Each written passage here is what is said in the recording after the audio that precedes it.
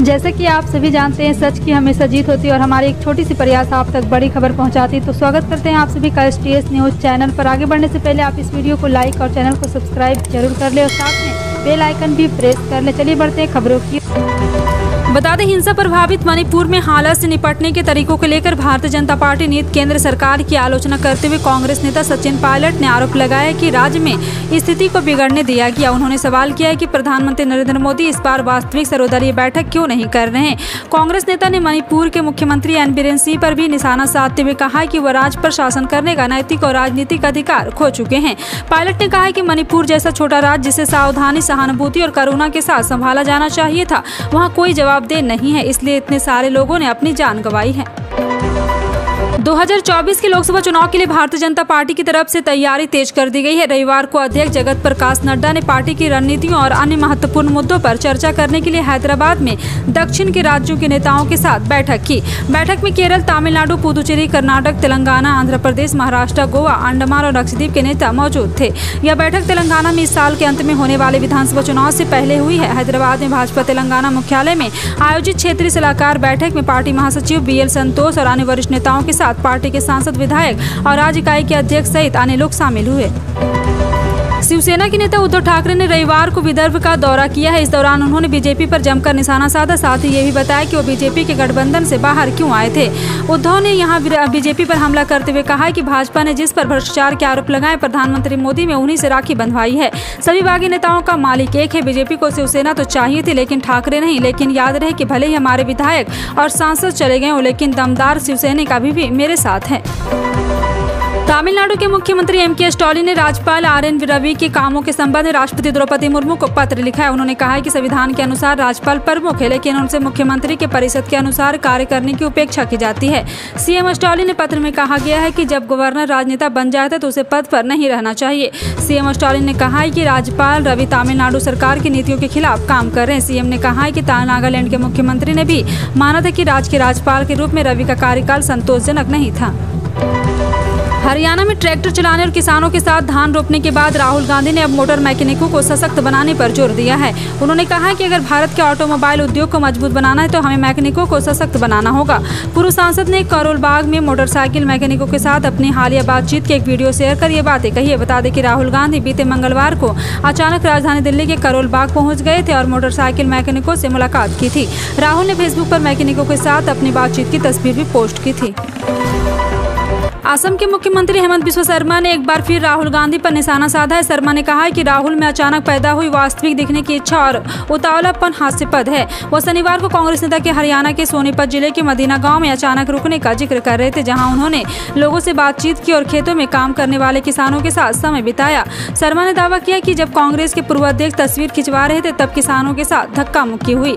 हरियाणा में कांग्रेस नेताओं ने बताया था कि राहुल ने धान की बुआई की ट्रैक्टर चलाया और खेतों में काम करने वाले महिला मजदूर के लिए लाया गया खाना भी खाया।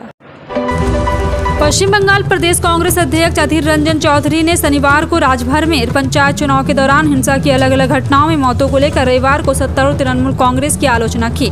कांग्रेस नेता ने मतदान से सुचारू संचालन को सुनिश्चित करने में विफल रहने के लिए TMC की भूमिका पर सवाल उठाया और पूछा कि कितने लोग मारे गए। अधीर रंजन ने कहा है कि यहाँ कल एक व्यक्ति की हत्या कर दी गई थी और कितने लोग मारे जाएंगे। चुनाव से पहले और उसके बाद भी हिंसा हुई थी।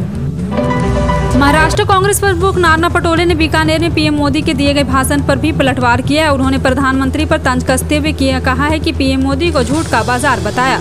नाना पटोले ने कहा है कि PM मोदी को झूठ को आम जनता भी जानती है। बता दें कि शनिवार को बीकानेर में अपने संबोधन के दौरान प्रधानमंत्री मोदी ने गहलोत सरकार पर हमला किया था और उन्होंने कहा है कि इतने सालों में कांग्रेस ने राजस्थान में बहुत नुकसान किया। ये बात कांग्रेस नेता भी अच्छी तरह जानते हैं।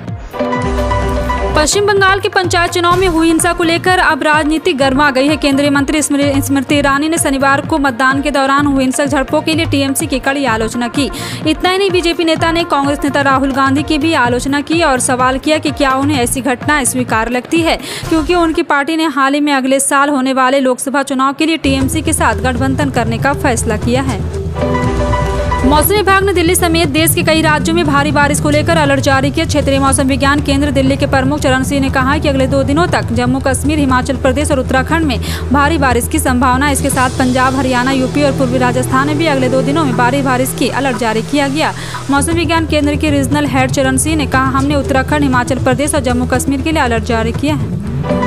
राजस्थान में इन दिनों धर्मांतरण के मामलों को लेकर आए दिन बवाल मच रहा है। अब की बार यह बवाल हनुमानगढ़ जिले के पीलीबंगा में बरपा है। यहाँ रविवार को एक मैरिज पैलेस में ईसाई मिशनरी के लिए एक कार्यक्रम में जमकर हंगामा हो गया।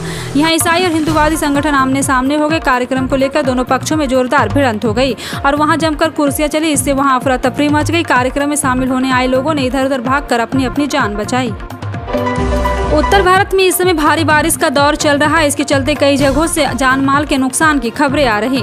रेलवे भी इस बारिश में प्रभावित है। उत्तरी रेलवे का कहना है कि देश में लगातार हो रही बारिश से 20 ट्रेनों का संचालन बाधित हुआ है। कई जगहों पर भूस्खलन और बाढ़ के कारण ट्रेन सेवाओं में देरी हो रही। वहीं कुछ ट्रेनों को रद्द भी किया गया। उत्तर प्रदेश, हिमाचल प्रदेश, जम्मू कश्मीर जैसे उत्तरी राज्यों में भारी बारिश भी जारी है। बिहार विधानसभा का मानसून सत्र सोमवार से शुरू हो रहा है। विधानसभा में इसकी तैयारी कर ली गई। राजनीतिक पार्टियों ने भी इसके लिए कमर कस ली है। मानसून सत्र में कई विधेयक पेश किए गए हैं और वही हंगामेदार रहा और यहाँ पर इसके संकेत पक्ष ने दिया है, जबकि सत्ता पक्ष जनहित के बातों पर सार्थक चर्चा की बात हो रही है। साथ ही विपक्ष के हर सवाल का जवाब इसमें दिया जाएगा। इसको लेकर भी सत्ता पक्ष तैयारी में नजर आ रहे हैं। सोमवार से बिहार विधानसभा का मानसून सत्र शुरू हो रहा है और इस सत्र को लेकर राजनीतिक दल रणनीति बनाने में जुट गए हैं। हरियाणा के मुख्यमंत्री मनोहर लाल की सोच के अनुरूप नहरों की अंतिम टेल तक और अधिक मात्रा में पानी पहुंचाने के लिए सिंचाई विभाग लगातार कार्य कर रहा है। इसके अलावा राज्य में तालाबों को भरने व भूमिगत जल स्तर की रिचार्जिंग के लिए विभाग के अधिकारियों को आवश्यक निर्देश भी जारी किए गए। इस संबंध में सिंचाई विभाग के प्रवक्ता ने जानकारी देते हुए बताया कि प्रदेश के सभी नहरों के अंतिम टेल तक पानी पहुँचाने की व्यवस्था करने का सख्त निर्देश दिया गया। राष्ट्रीय राजधानी में भारी बारिश के कारण मुख्यमंत्री अरविंद केजरीवाल ने रविवार को दिल्ली के स्कूलों में सोमवार को बंद रखने का आदेश दिया है। पिछले 2 दिनों से दिल्ली एनसीआर के कुछ हिस्सों में हो रही भारी बारिश की पृष्ठभूमि में यह निर्णय लिया गया। सीएम केजरीवाल ने ट्विटर पर घोषणा की है कि 10 जुलाई को स्कूल बंद रहेंगे। और आपको सुप्रीमो और दिल्ली के सीएम ने दिल्ली में ट्वीट किया है कि पिछले 2 दिनों से दिल्ली में हो रही मूसलाधार बारिश और मौसम विभाग की चेतावनी के मद्देनजर दिल्ली के सभी स्कूल बंद रहेंगे। भारत राष्ट्र समिति के कार्यकारी अध्यक्ष केटी रामाराव ने रविवार को सवाल किया कि केंद्रीय एजेंसियां तेलंगाना के भाजपा विधायक के उस दावे की जांच क्यों नहीं कर रही है जिसमें उन्होंने कहा है कि उनकी पार्टी ने विधानसभा उपचुनाव में 100 करोड़ रुपए खर्च किए थे। केटीआर ने कहा, निर्वाचन आयोग, ईडी और आईटी कहां है जब तेलंगाना के एक भाजपा विधायक खुलेआम दावा कर रहे हैं कि उनकी पार्टी ने उपचुनाव में 100 करोड़ रुपए खर्च किए। प्रधानमंत्री नरेंद्र मोदी ने आज राजस्थान के बीकानेर में 24,300 करोड़ रुपए से अधिक की विकास परियोजनाओं का शिलान्यास और लोकार्पण किया है। प्रधानमंत्री ने अमृतसर जामनगर आर्थिक गलियारों के 6 लेन वाला ग्रीनफील्ड एक्सप्रेसवे खंड, जिसे लगभग 11,125 करोड़ रुपए की लागत से निर्मित किया गया, लगभग 10,950 करोड़ रुपए की लागत से हरित ऊर्जा गलियारे के अंतरराज्य ट्रांसमिशन लाइन का चरण 1, लगभग 1,340 करोड़ रुपए की लागत से बीकानेर पावर ग्रिड द्वारा विकसित किया गया। इस अवसर पर आयोजित सभा के संबोधन करते हुए प्रधानमंत्री ने योद्धाओं की भूमि को श्रद्धांजलि अर्पित की और कहा कि राज्य के विकास के लिए समर्पित लोग हमेशा एक जैसा और एक ऐसा अवसर प्रदान करते हैं जहां विकास परियोजनाओं के लोकार्पण के लिए वे स्वयं को उपलब्ध कर पाते हैं। किसानों के लिए खुशखबरी है। पीएम किसान सम्मान निधि योजना की 14वीं किस्त का इंतजार अब खत्म होने वाला है। जानकारी के मुताबिक 15 जुलाई तक 4वीं किस्त यहां पे एक बार फिर से खाते में आने वाली है और आपको बता दें कि जिसकी चर्चा भी काफी तेज हो चली है। सीमांत किसानों को 14वीं किस्त से काफी लाभ होगा। बारिश के इस मौसम में 14वीं किस्त का आना किसानों के बेहद लाभदायक माना जा रहा है। अब तक सरकार किसान सम्मान योजना की 13 किस्त किसानों को दे चुकी है, लेकिन अब माना जा रहा है कि सरकार 15 जुलाई तक 14 किस्त किसान सम्मान योजना के तहत भेज सकती है। यदि आप चाहते हैं कि आपको आने वाले किस्त का लाभ प्राप्त हो तो जल्द से जल्द आप ही KYC जरूर करवा लें। अगर आप सोने चांदी की खरीदारी करना चाहते हैं तो आप सोने में निवेश करना चाहते हैं या आपके लिए जरूरी खबर है। बैंकबाजार.com के अनुसार 9 जुलाई रविवार को मध्य प्रदेश की राजधानी भोपाल में 22 कैरेट सोने के दाम 55,400 रुपये की प्रति 10 ग्राम और 24 कैरेट सोने के दाम 58,250 रुपये प्रति 10 ग्राम पर रहा। और आपको बता दें कि 22 कैरेट सोने का भाव 55,480 रुपये पर रहा है।